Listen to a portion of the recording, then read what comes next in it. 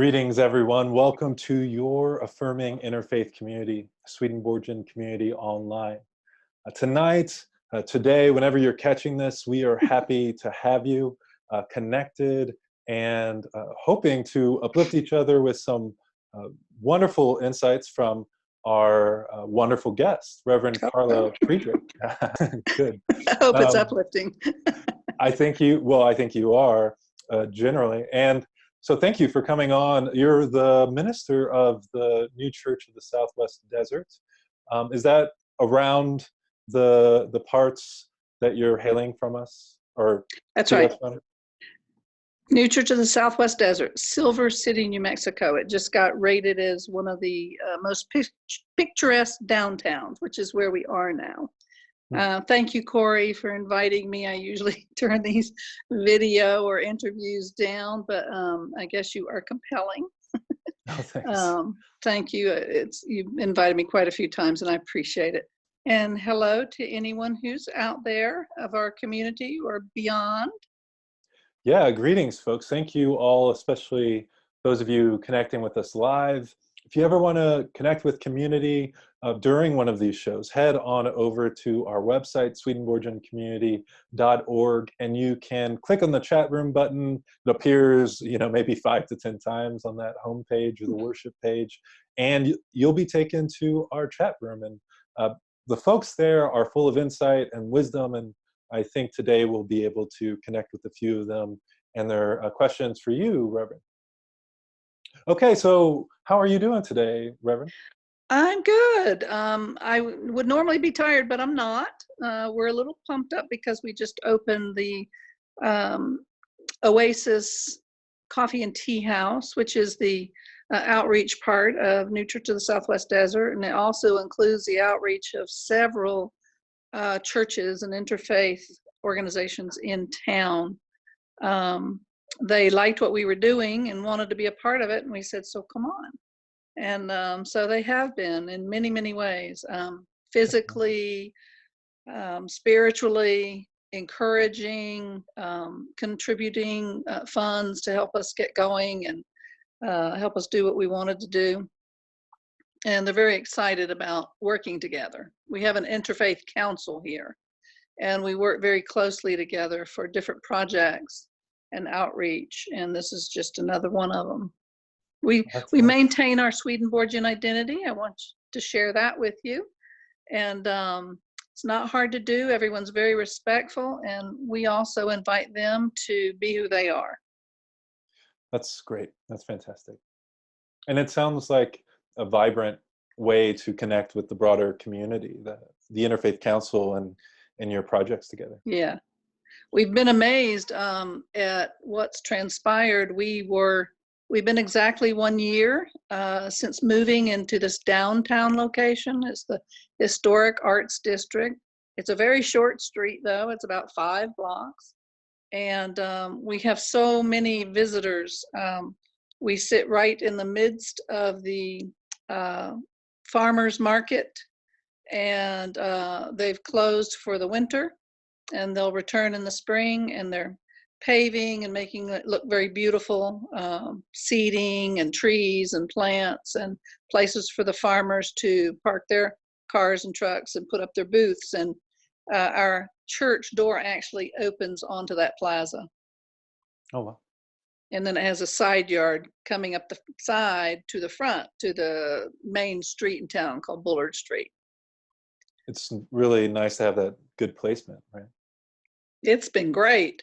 Quite a bit more foot traffic than we had on a back street. We loved our original location that Reverend Sky Paradise planted the church right next to an RV park. So we had lovely people coming from the park to church. And as it turns out, where they started out in kind of a trading post log cabin structure, we moved next door to like a house with a vaulted ceiling. But right where we started out, the church started out, that is now a coffee house. So now we come full circle, and we've created a church and a coffee house in a new location. So it's a wonderful ministry, and I love to see the synchronicity of things like that. They help confirm for me and for others that we're on the right track. That's really what it's doing, and it sounds wonderful. I look forward to visiting maybe one day. Oh, I hope you do. I hope anybody comes. Always invited. And I'm often host my apartment to Swedenborgians who come to town, ministers, and just members of the church.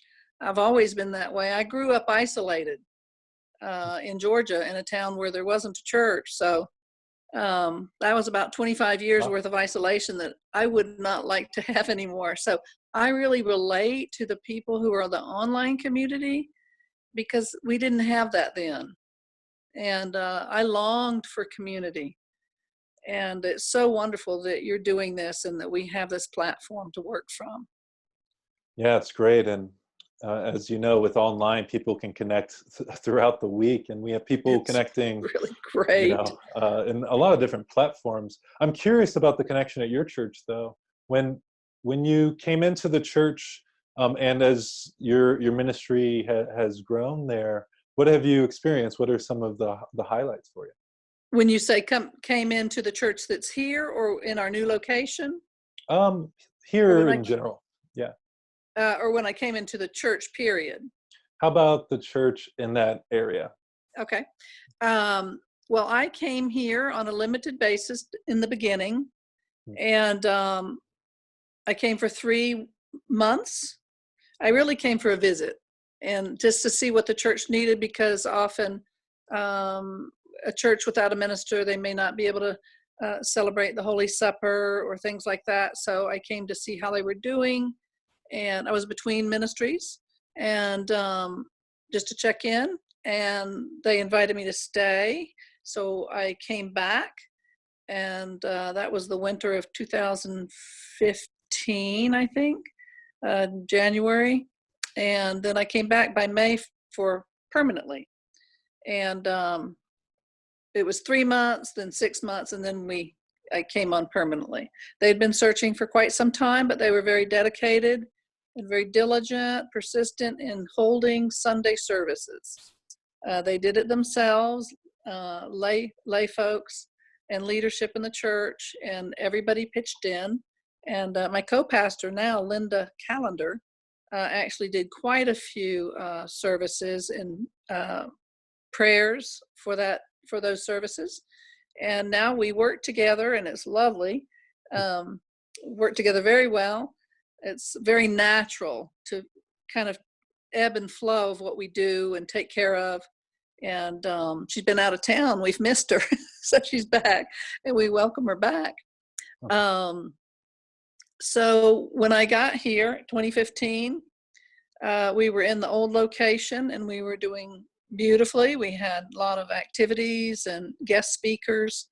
It's one of the things our churches does. In a lot of communities like this, there are spiritual leaders. There are deeply spiritual people everywhere. And then there are teachers here. So we always invite them to bring their wisdom to the community through services and guest speaking. And so we always, every couple of months, we'll have a guest speaker. And we have some beloved ones that come, and they're just really part of us sometimes. And then we had a healing arts fair that we began. So that's become a fixture in the community, and we have that every year. We just had our 4th annual healing arts fair. Yeah, that sounds really amazing. Can you tell us more about it? Oh, it's so great. There are a lot of healers in this community: acupressure, acupuncture, Reiki, many Reiki masters, a lot of innovative connective healing, light healing and frequency healing. Someone here has a beamer business. It has to do with healing frequencies that stimulate circulation. And essential oils. We also have vendor booths where they produce things like herbal soaps and herbal remedies and things like that.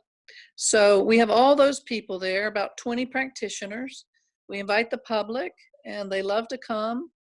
And also massage therapy, therapeutic massage, and they just really enjoy. They give talks, so they give 5 to 8 minute talks. They explain what they do, and they're able to find people like them in the community. It's their time to connect and to share what they know, and then to get everyone's references so that they can refer their clients to other people for what they need. And also we do superfoods, moringa. This is one of my great loves, the superfoods, and frankincense. So we have a frankincense in the church, a frankincense tree. So we talk often about what superfoods do for us. The nutraceutical moringas, you may know about it because you do a lot of healing things as well, the healing shakes and smoothies and all. Yeah, we had a good conversation about moringa. We did. And other things. So it's a great time, and we have a wonderful time, and we just do it every year. That does sound like a great time. Now, I do have some comments in our chat room that I'd like to uplift, but I want to steer back towards some of what you've already mentioned later if they don't come up through this. Someone says, important points I'm hearing, location, location, location. It mentions all the things around your church just in appreciation of it. And just as appreciative of having you on. Thank you. You know, you can be on with your phone, which is really cool. Thank you. I hope I said on the real recording a greeting to everyone. I think I did. Yeah, you did. I said it. Okay, good. Yeah, because I think I know some of the folks that frequent the online community, and I love you. I send my love. Yeah, well, I'm sure they send their love back. And so this person also asks, does your church still have visitors from the RV park coming? Yes, actually they do. A lot of visitors will look online, and actually we're great friends with the coffee house there. So they go in. I actually frequent it on my days off. So I drove by there today. I wasn't off today, but early in the morning. So yeah, we have a lot of out-of-town visitors, and we have friends we made over there, and they'll be sure to come by. And we have tourists, a lot of tourists. We have people who live in this town for, say, half a year, and they come to services. And I just really like that we're right uptown, because we do get to engage people in conversation. One of the things that we've been very pleased with the cafe, we've been we've been open on Saturdays since May. We've just held open house. So we've been able to engage in conversations with people often. A lot of goodwill from the community. Even the businesses have helped us. The other coffee houses have helped us. They gave us equipment. They gave us expertise, sat down with us and said, this is more efficient. You should do this. Don't do this. And we'll post anything you post. We'll share it. The businesses have helped. So everyone's been very nice. There's no competition, in the spiritual world, and people get that here. And so been very pleased about that. But one of the things that was a surprise to me, even as a pastor, often we might be reticent to share our faith or be overt because we don't proselytize. But I'm a very enthusiastic Swedenborgian, so I will often say something or maybe ask, what is your faith of origin? Or we are a Christian church. This is our outreach. And really it's just here, oasis, meaning oasis, to create a place where people can come for peace and to have a coffee or tea, a snack.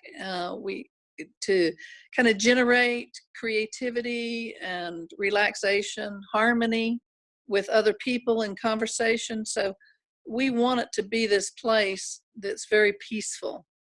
And I see your pictures behind you, and it's reminding me these are the decorations we have, if you want to call them that, the portraits of famous Swedenborgians. They're often a conversation starter. Very grateful for them. I thought I was going to have to do them myself. You know how Barnes and Nobles had those, famous poets and writers and things. Oh, but Eleanor Schnarr's artwork is fabulous, and they love it. It is, and yeah. It's often a conversation starter. But getting to the point sort of that I was making is people are so pleased that it is a spiritual place, a Christian church. They will often say, but is it Christian? We have a lot of Christian people in town, traditionally so. We have 2 very large evangelical churches. And I'll say, yes, it's Bible-based, and it's Christ-centered, and we're community-oriented. And we have a very broad understanding, and everyone is welcome here. We make it very clear that all people are welcome, and even in the church. And they're just really pleased that there's that dedicated Jesus follower that is also open-minded and very loving and affirming. Yeah. So it's been my surprise how comforted people are. There's a place to go that is intentionally spiritual. It's not that we're going to proselytize them, but they can actually have a spiritual conversation there. And people come up with these things. They talk about their dreams. They talk about their sort of initiating moment of spirituality, their awakening. They talk about their troubles. They talk about their new ideas, their creativity. So it's really been an incubation of incredible spirituality. And I am very pleased. I'm surprised and pleased. So it's not perfect. Haven't gotten the music right. Sometimes it's very quiet in there. I think I need to get Spotify or something similar and have it. We have a flat screen TV, which I can tune into YouTube and have 10 hours of, nature sounds. That's fine. But sometimes you just want to choose, a genre of music or something. Yeah, that would be great, I'm sure. We have a little tiny stage. It's kind of a half moon, half circle, and very similar to Swedenborgian Church and Swedenborg Hall in San Diego. We will have open mic, and then once a month we'll have original music, like an acoustic night. And so we look forward to that. It's not going to happen during the holidays, but maybe at the beginning of the year. And I have some friends from San Diego helping me set that up. We have incredibly talented people here helping me with it. And we're looking forward to that part. And some great poets. This town is full of creativity. There are 37, maybe 40 art galleries right downtown. It's got a lot of creative people here. Well, it sounds like the perfect kind of confluence of city and city life, yeah, and amazing people, and your doors open in the way they are, yeah, creating space. That's amazing. How did you get to that idea and uplifting it with the Interfaith Council and getting things going? That's a very good point. I will say that this whole thing was congregationally led. It's taken 3 years. It doesn't happen overnight. For the first year, what we did was at our annual meeting, we had a unique way of gathering what the people wanted. And they literally wrote them down on Post-it notes and posted them to picture, those great big Post-its that have the sticky backing, the big tablet size. They put their notes up on about 12 questions. They put their answers. Everything was silent. There was no crosstalk. There wasn't shooting down anybody's idea. Everybody got heard. They put their notes up there. And then we tallied them up, listed them, produced them, handed them back to them, and asked for a few more, did you forget anything? And so we took those. And when we took the congregation's will to the board took it on retreat. So then we asked the board questions, and we had 700 answers to consider. And as it all came together, they wanted somewhere, preferably downtown, where they could increase the foot traffic and the people they encounter and come in contact with. They wanted to be able to share who they were more often, in a loving, accepting, open way. They wanted to have something to do with creativity and something to offer. And we began to see the coffee house shaping up. So we made it into a business plan. And then we started looking for property. And it was, that was really hard. From the moment we started looking for property, just the amount of energy that we had to expend was doubled. And so that went on for 2 years. And we finally found a place. We lost 5 places for various reasons. People from California come in and scoop them up for cash, But we finally found this one. And, I really had to trust, we all did, when we would get sort of devastated with our search. And this is true in all of life. When you are trying to do something that you think is your plan, and it's the best plan, and it's what you really want, God has a better plan. The Lord knows what you really need. And so we really took that to heart. We kept prayerful about everything. And Linda saw this place. It had come up for sale, and it stayed empty for a while. And then we negotiated something very favorable with the very nice landlord. And so we're a lease option to buy. And before we ever left the other place, we had some lovely people join the church who were very helpful in their pledges, and our pledges increased. And we were able to renovate and make it right for us. And it was very hard. We had a lot of sawdust for a year. And I had about 3 people in the church that helped me move furniture every week, about 3 times a week. Back and forth as we fit ourselves and morphed and adapted to the space. We had holes in the ceiling, a blank slate outside.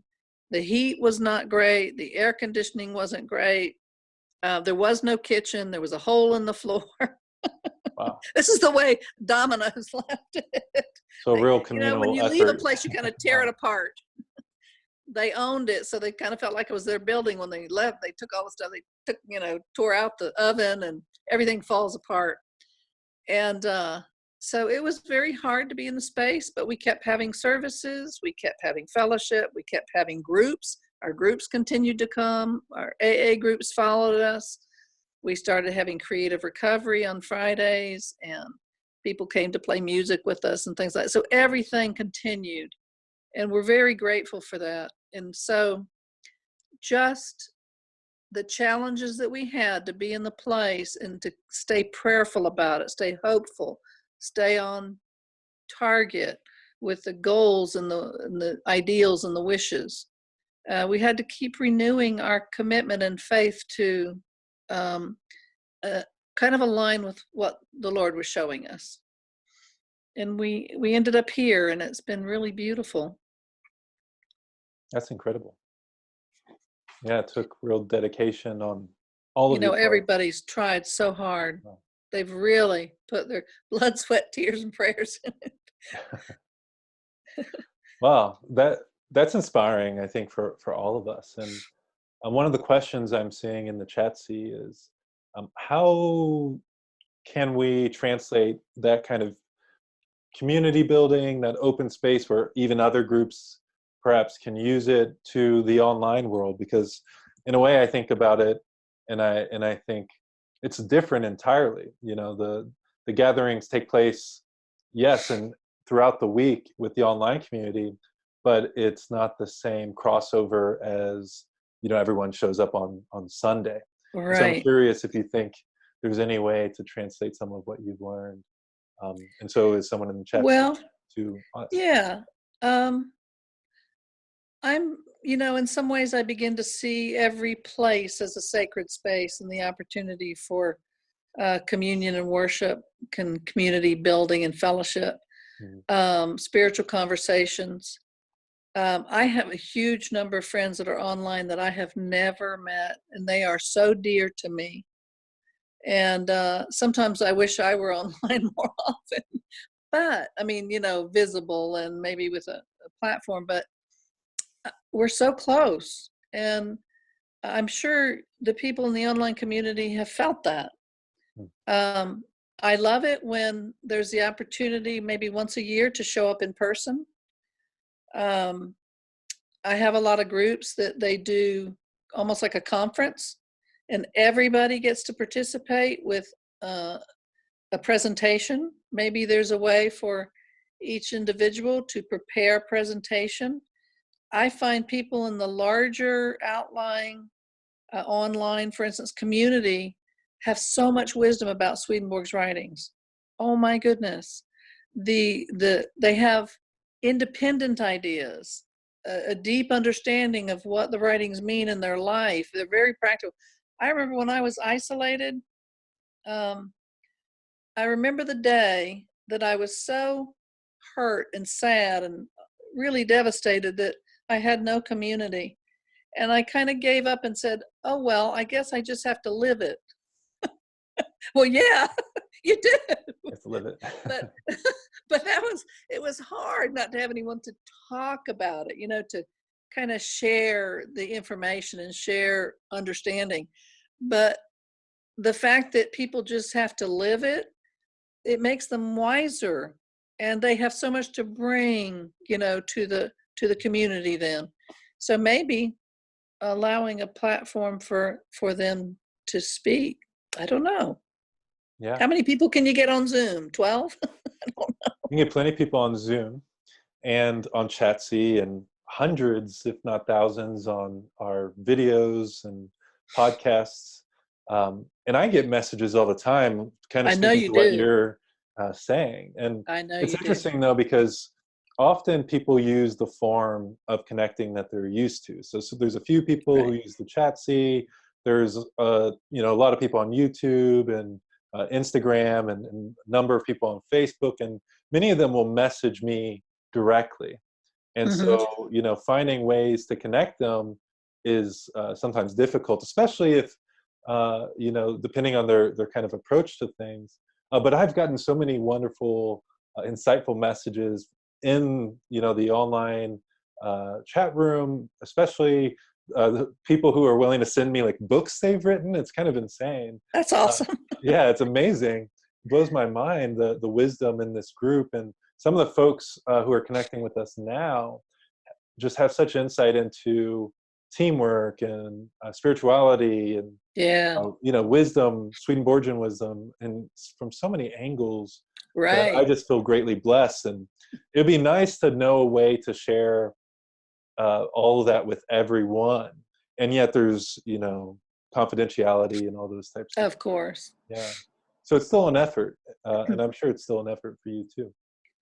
It's been my good fortune, and I think you're describing that, Cory, to know people from all over the world who have found a touchstone in Swedenborgian theology.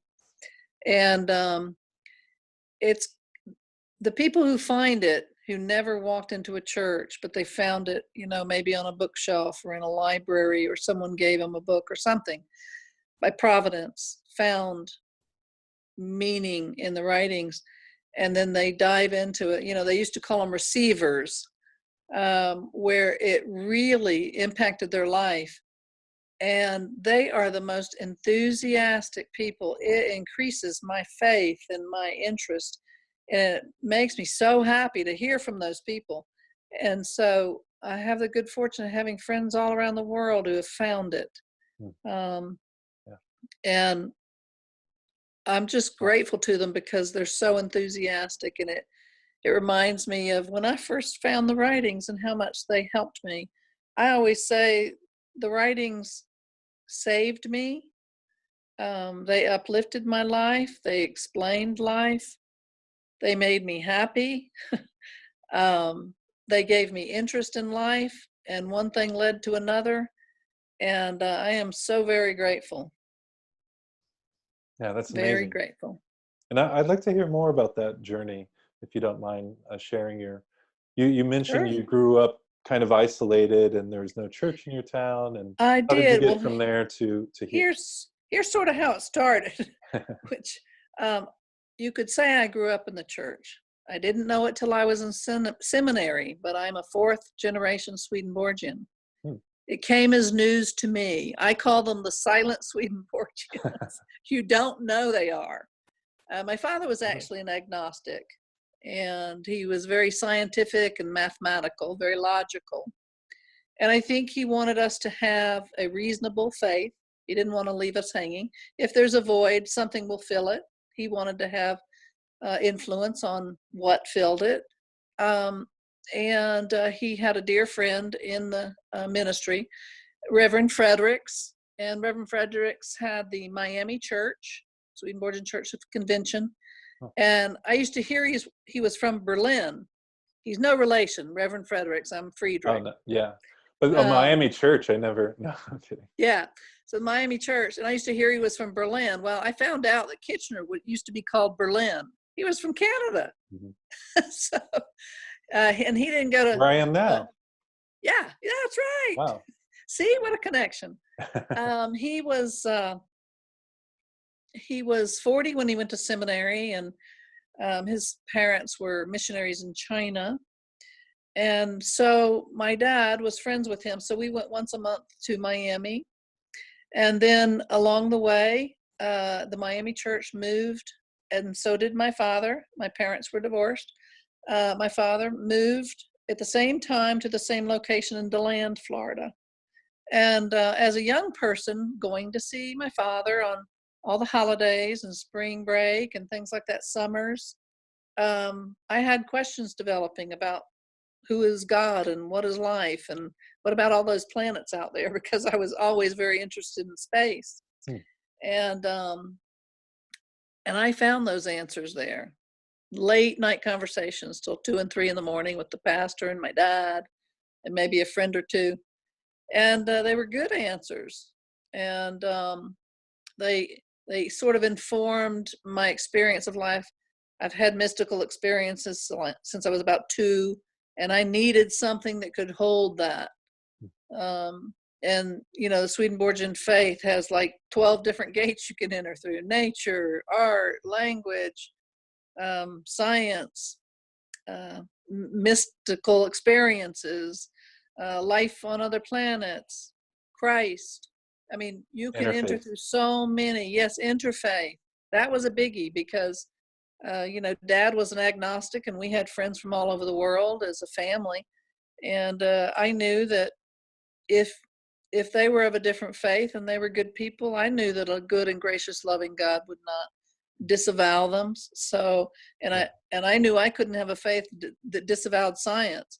So this, you know, these writings and this understanding of the world, the book of nature and scripture, held it all for me. And for me, I knew God had something to do with that. And Rev Friedrichs took me to the ocean one time to Daytona. My father was paralyzed, so he couldn't drive. And so there on the beach, Rev Friedrichs explained who Jesus was. And I had a moment, a conversion moment, if you want to call it, of understanding who Christ was. I guess you could say the Holy Spirit visited me at that time. And also in seminary, my faith was deepened as an understanding. It was like the final key, you know, to who Christ was. And so that has been a huge impact in my life, that there can be something that explains all of those things. And it's beautiful. Yeah. Our family motto, this will shed some light. Our family motto was, read far and wide and in between the lines. And somewhere therein, you might come up with an approximation of the truth. So, you know, you got to read between the lines with Swedenborg and scripture. You have to see the inner sense, the underlying thing. Yeah, the interconnection often uplifts that, right? Yes. So that's why it means so much to me. And you can sort of seeing it playing out in the ministry that I choose to have and that matches the community that I'm in, the congregation. And it's kind of multifaceted. And, you know, because that famous saying that religion is all of life and the life of religion is to love God and love the neighbor. That's a good one. That's a great one. Sounds like you really try to uplift that idea with whoever you meet, wherever they're at, through right. your ministry. Yeah, and the fact that this is not a theology or faith that tries to coerce anything, that spiritual freedom is our foundation, and that if we don't have that, we have nothing. And so always leaving people in freedom, never trying to convince or argue or coerce. And it's a great motto for just engaging with anyone at any time on anything, especially in our hotbed of political climate today. Just to be very, you know, ask people, you know, tell me about how you arrived at that conclusion. Tell me about why you feel so strongly there. Tell me more. I don't need to convince anybody of anything. I want to hear from other people. And so just letting people have their understanding, their faith stance, and it makes for a lot of peace when we listen. Yeah. That's wonderful. I'm curious about how this translates into your healing arts fair and some of your other passions around healing and herbs, medicine. I know it goes, you know, many years back for you, right? You know, it used to be called Swedenborg House in DeLand. It's now called the Chrysalis Center. And there were beautiful fruits there. And my father and the minister juiced their fruits: oranges, grapefruits, kumquats, tangerines, lemons. So there was a great interest in how food can heal. That's why we have the superfood stuff. And knowing what we do about how the plant world and nature is an index of wisdom. It has wisdom to give, and the body has wisdom to heal. So letting those two things meet and match. And I have a great love for frankincense. You don't necessarily eat frankincense, although there are teas made from it. But the frankincense tree is one of the gifts. The resin is one of the gifts that was brought to the infant Lord in his nativity. And I felt like the new church needed to have frankincense ready for the second coming into being. Like we needed those gifts to offer. So the Healing Arts Fair is like an extension of that, of healing that the frankincense brings, that moringa brings, which moringa is a tree of life, and everything about it resembles the life of the Lord. It grows 33 feet tall at its maturity. It takes about 9 months to do that. When it first comes up through the soil, both the frankincense tree and the moringa plant have a little hand. It looks like a little baby hand come up through the soil. And the moringa heals hormones, and so it brings joy and peace. And that's much like the Lord, and it grows anywhere. It grows in rich soil, it grows in hard scrabble ground, and it reminds me of the way the Lord went to anyone, anywhere. He goes where they are to meet them. Yeah. And it has 30 antioxidants compared to, say, blueberries that have 3 compounds of antioxidants. The moringa plant has 30. So it has all these life-giving things. And so the Lord's eternal life that he offers is compared to that. And there's just many, many parallels. So, you know, all along in history, receivers of Swedenborg's writings have found healing properties and wisdom in those writings. And of course, scripture is incredible with the healing that it brings. One of the things I say about the Lord is he had a healing in every single modality and every single discipline. He had the writing when he stooped to free the woman accused of adultery. He wrote something on the ground. That was a healing thing to do, whether it was something he drew as a graphic thing or whether he wrote a word. He healed with herbs and clay and spit. And there's so many healing things in the Bible, and prayer and a touch. You know, who touched my robe? Just the hem of it. All it was the hem. And in Revelation, the angels, the 7 angels, they eat little baby scrolls. They're little tiny books. So when I think about a little tiny book rolled up like a scroll, I think, aha, capsule or homeopathic remedy. Doesn't take much to begin the healing. I call it, it's kind of like remains, not much, but enough. There's a French word called soupçon. I'm not a native French speaker, so I don't know whether I pronounce that perfectly, but it means a certain small something, not much, but enough. And those scrolls remind me of that. They begin the healing for those communities. It doesn't take much to build on. That's why we don't have to have everything all at once. Just the start, just the beginning. Just the beginning. Just it can be hard to accept what we have and find that community, you know, within ourselves. You know, it's easy to feel isolated and alone, and very much.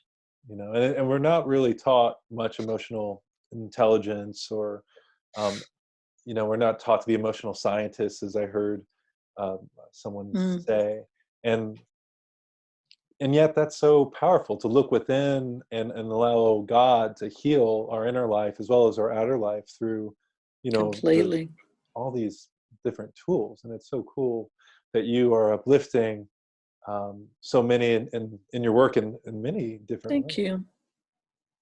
Thank you. You know, and really sometimes it's just a conversation that helps, or hearing a story. I remember when we did our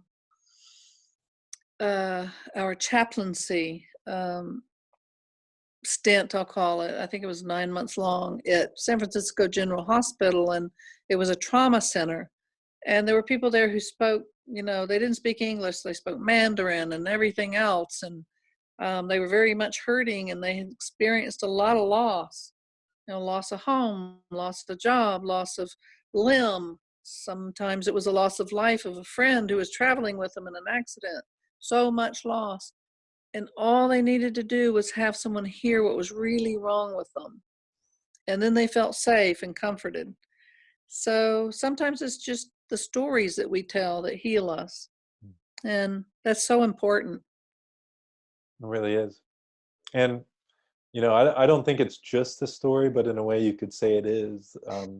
But something that comforts me is just the deep interconnection that's uplifted through our spirituality and the ideas around the spiritual realm, as well as in many other approaches to life, where you believe there's a deep connectedness of all things in the universe and all people.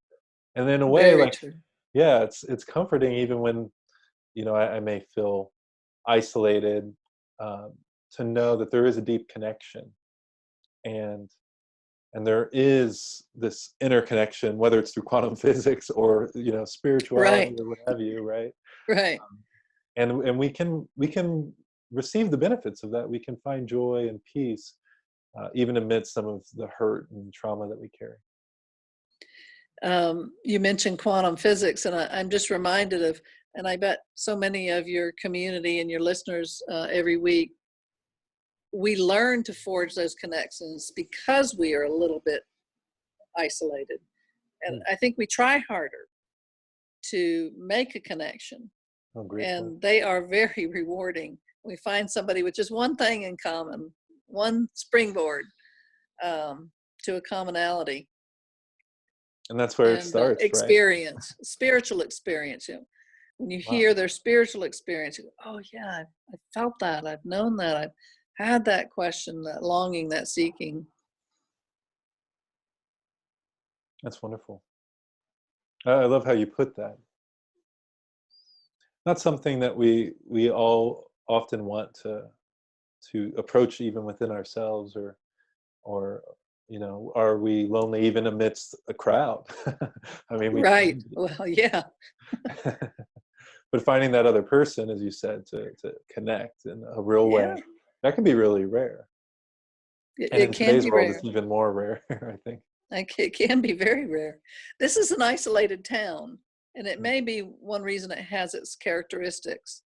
Um, it's hard to get here. It's smack dab in the middle of everything, but we're just off of the interstate, and there's no airline that flies into here. So you have to go a ways to get to an airline. It's 3 hours to Tucson, 2 hours to Las Cruces, 4.5 hours to Albuquerque, and 4.5 hours to Phoenix. So there's a jet that flies in and out of here. So sometimes it feels isolated. We have a lot of secondhand stores here. We value everything. So you might not see it again for a while. Wow, Um, that's great. so I think they value what they can create here, and I think your online community probably values what they can create together Mhm. with you and with the speakers and the different Yeah. opportunities you have to connect. Well, I know just listening to guests like you has been really uplifting for me, and I know that many of our listeners and watchers feel the same. And Thank you. yeah, maybe as we continue to grow and connect, we'll find maybe a retreat once a year. Some of the I folks, think that'd be right? great. Some of the folks in our chat room that I'm seeing there now have uplifted the idea of like using perhaps convention for that. Our Swedenborgian Yeah. summer gathering. And it's hard The sometimes. The camps. cost of Camps are stuff. great. Camps are amazing. Yeah, The online community could create a camp. that's They that's really great. could. Well, That would be I awesome. work with the board of the Swedenborg Foundation. I'm in my second term with them, and this year we're trying something new next summer, which is kind of like a camp. It's being called a few different things. I think of it personally as a conference, but we're inviting a lot of people out to connect, with the faces of Off the Left Eye and the Oh Swedenborg yeah, Foundation. yeah. I saw Yeah, that. I definitely saw that. It makes me want to go. yeah, right. It's kind of exciting, and so that's how we're doing it with them. And I think We maybe use Off as the Left Eye. I think it's a oh yeah, wonderful platform. My oh goodness. cool. Love Curtis, and love what the foundation is doing. And I have a lot of people who go to watch that, even in our congregation here.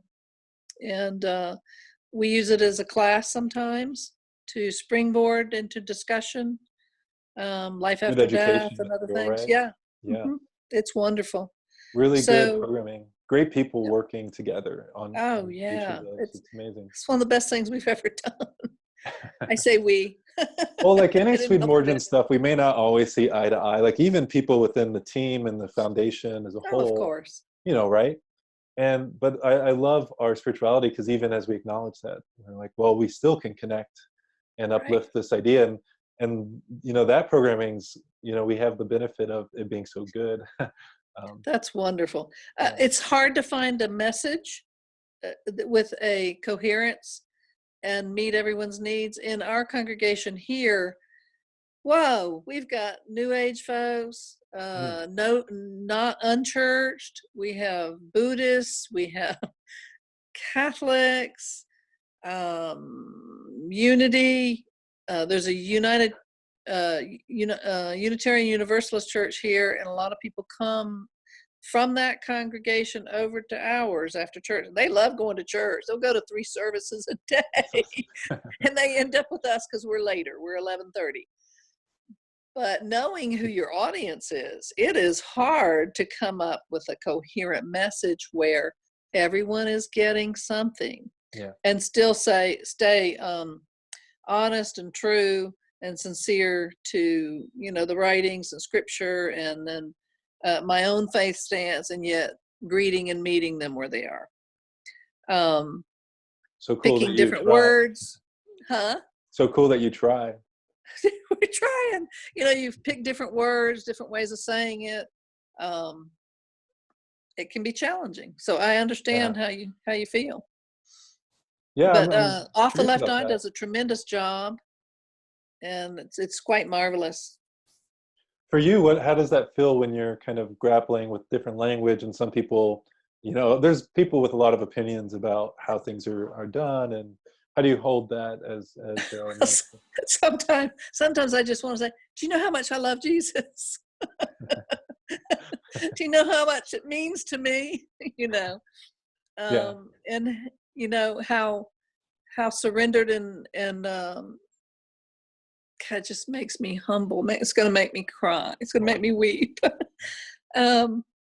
Please. So, but you can't always come from I try to be personal and come from my experience and my own understanding stories, but some people want to hear it, some people don't. But there's always the opportunity to offer people an understanding of who Christ is,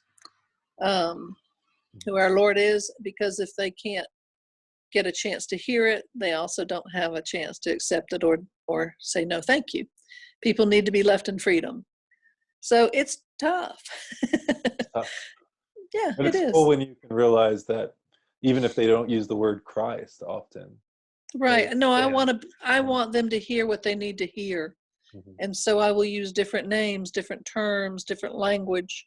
And but it'll always be loving, it will always be merciful, it will always be kind. And I will always try to stay true to scripture and the writings. And but people need to hear it in different ways. They need to hear femaleness in our God, our ungendered God. Fully gendered God. Fully, I like that. I like that even better. See, there you go.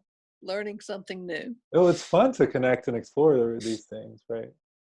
And by the way, I would say that one theme running through just about everything I do is innocence. And it is Swedenborg's understanding of what innocence is. Innocence of Scripture, innocence of the Lord, our innocence, how to regain and restore innocence and keep innocence in the world. And it's the willingness to remain teachable. The willingness to follow what's good and true. And everybody can hear that. Everyone wants to try to follow what's good and true. And if we can keep that in our hearts, we can grow and we can learn and we can change and transform and heal and restore ourselves. And so I try to stay teachable. I'm always trying to learn something. I think that's quite the vision for each of us, for us as a whole, really, in community and on our own. Wow, thank you. Yeah, thank you for all your insights today, your willingness to share and share about your journey, share about your community. Thank you. I know a lot of people in the chat room have mentioned how much they appreciate hearing your approach to congregational ministry, and it is really empowering, I think, for all of us to hear what you've said tonight. Well, thank you. And I wish I could see who's there. Well, feel free to stop in anytime. I will. With my computer. We'd love to have you back soon, too. I think with my computer, I could see more of what's going on, but with phone and Zoom, I can only see you. You were having a little trouble connecting with the PC, right? Uh-huh. And I do go over to the community sometimes. And I don't show up in the chat, but I love to see what the community's doing. Mm-hmm. The messages and I'm surprised at how many folks, that's how they approach the connection. And then, of course, if you find it on a podcast or YouTube, you're usually not going to the website and then into the chat room. Or even Facebook, you're not. I always catch everything after the fact. Yeah. I'm glad you do your post, because I never get there in time for interviews to see what, the live interview, right? But don't feel bad about it. 99 point something% of folks do it that way, which is great. I only sleep about 5 hours a night, and that's normal for me. It's been my whole life. I get up very early in the morning. So if I go to bed early, I wake up early, and I'm talking like 2:30 in the morning. I'm awake. Wow. But there's a lot of time before the rest of the world's awake. So I listen to interviews, and it's always after the fact. It's never live. Oh, that's really cool. And I've seen some of yours, and it's wonderful. Thank you for all you're doing when you reach out to people and share so many different aspects of our theology and your thoughts and the thoughts of your community. Staying in touch. Our pleasure. Truly. And let me just check in with the chat room before we call it a night, if you don't mind. I really appreciate your words about that. And I love just being able to peruse like the conversations that happen on here from time to time. And it's a nice thing about community in this way. Someone said you sound like you're an expert in non-judgmental dialogue, inquiry rather than advocacy.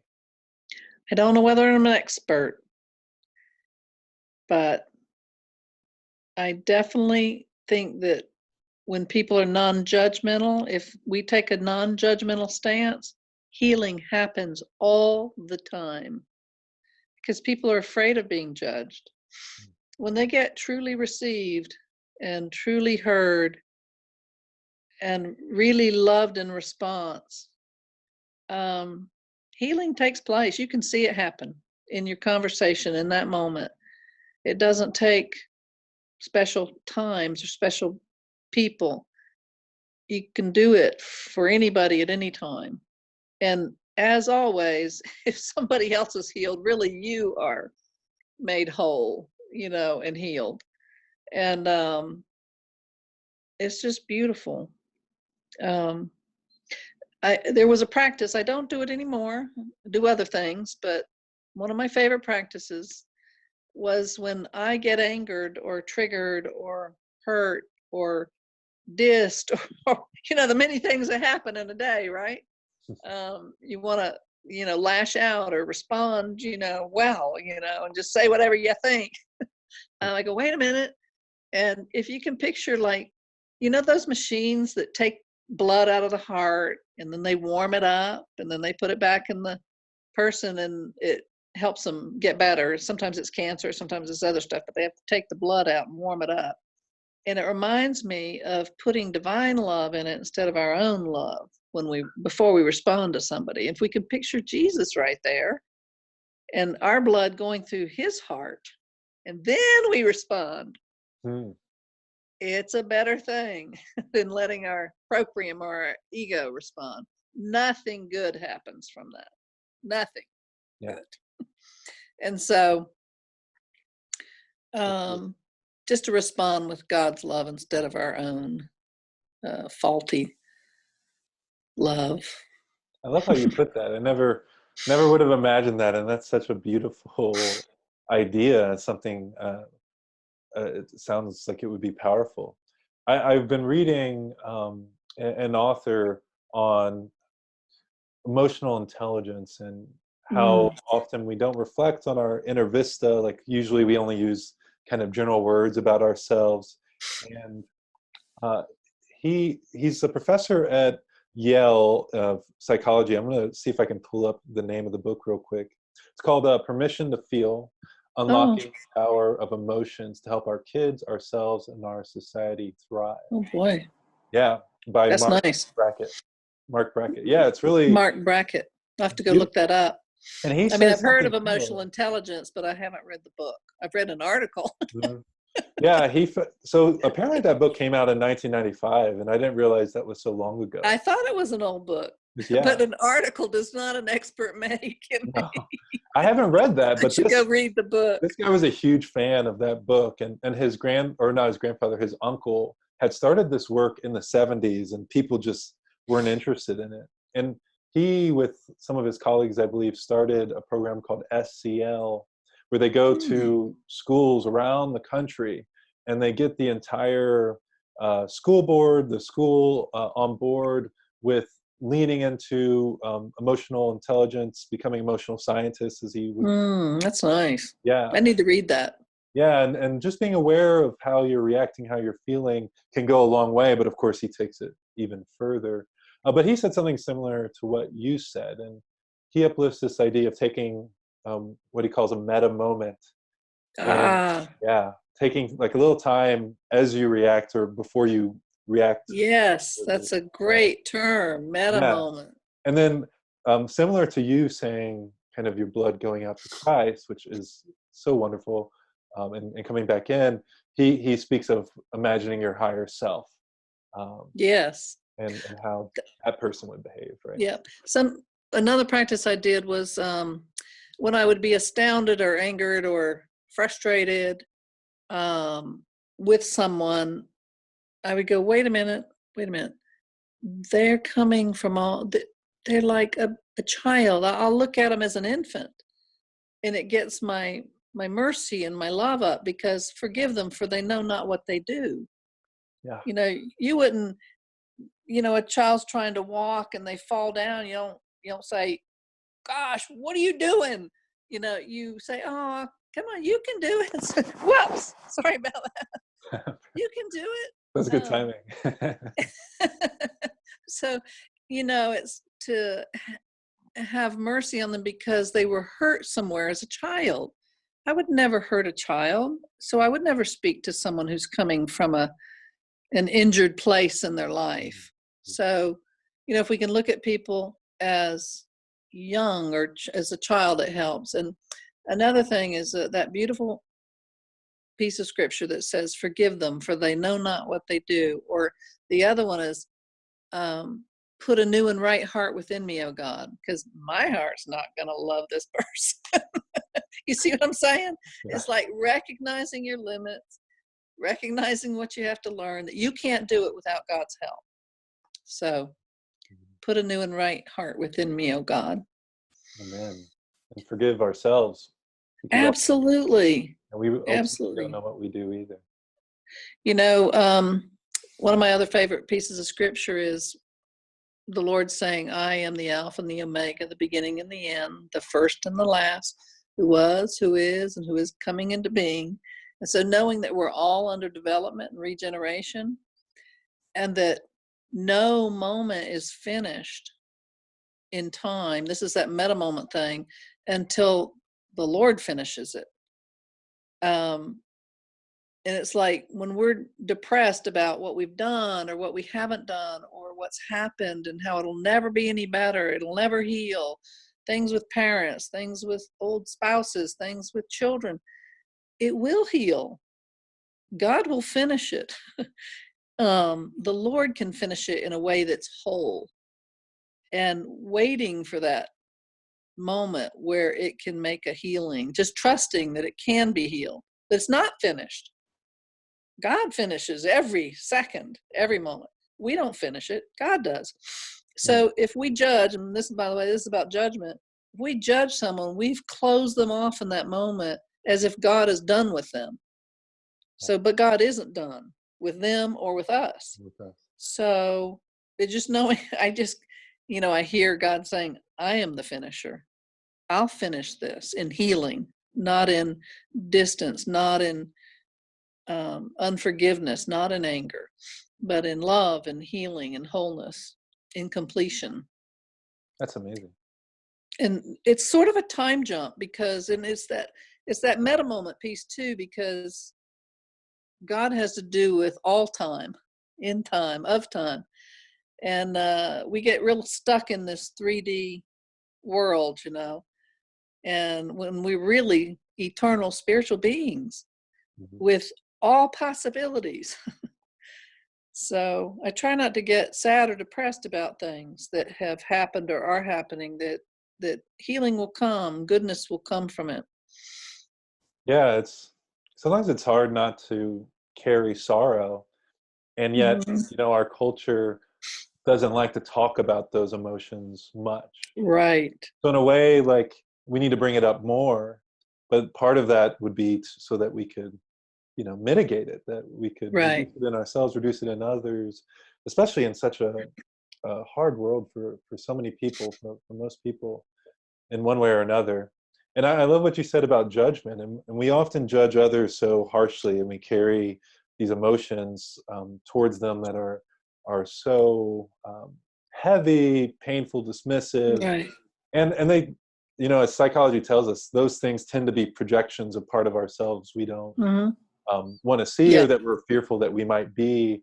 And even those judgments towards ourselves are pretty much always too hard. We carry the voice of the bullies, of the critic, of the judge, Right. towards ourselves, towards other That's people. well said.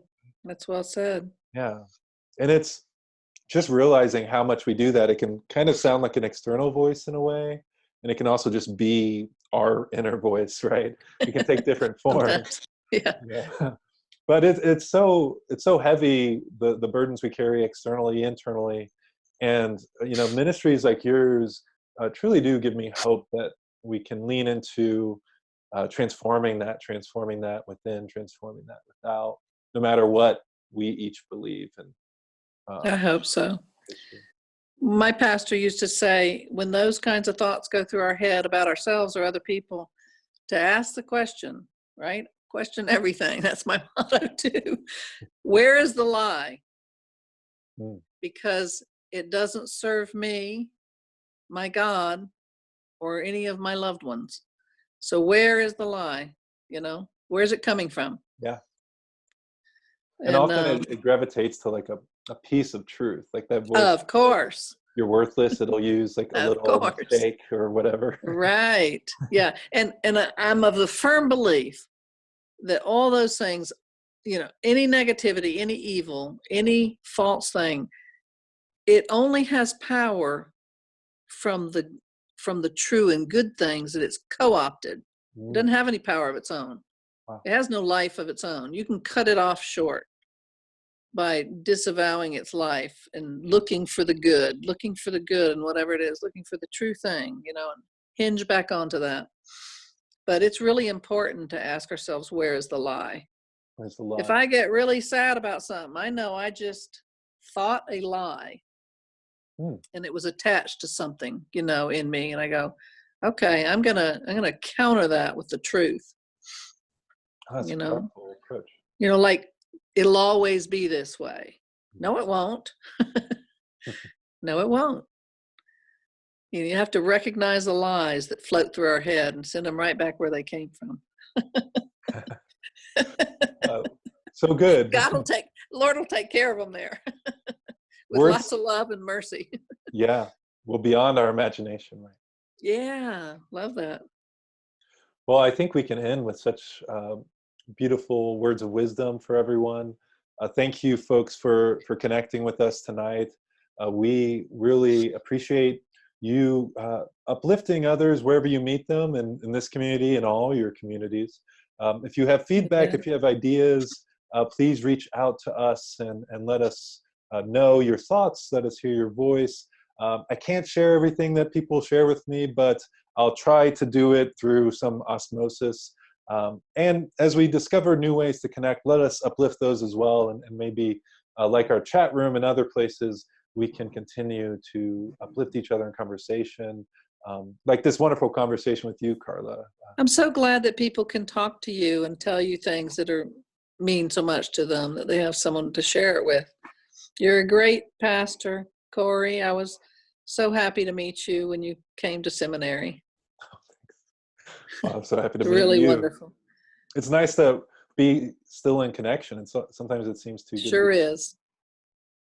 Well, thanks, folks. Anybody out there is welcome to come to Silver City Yeah, please visit Silver if they're City. close by. Yeah. And you too, Cory. Oh, good.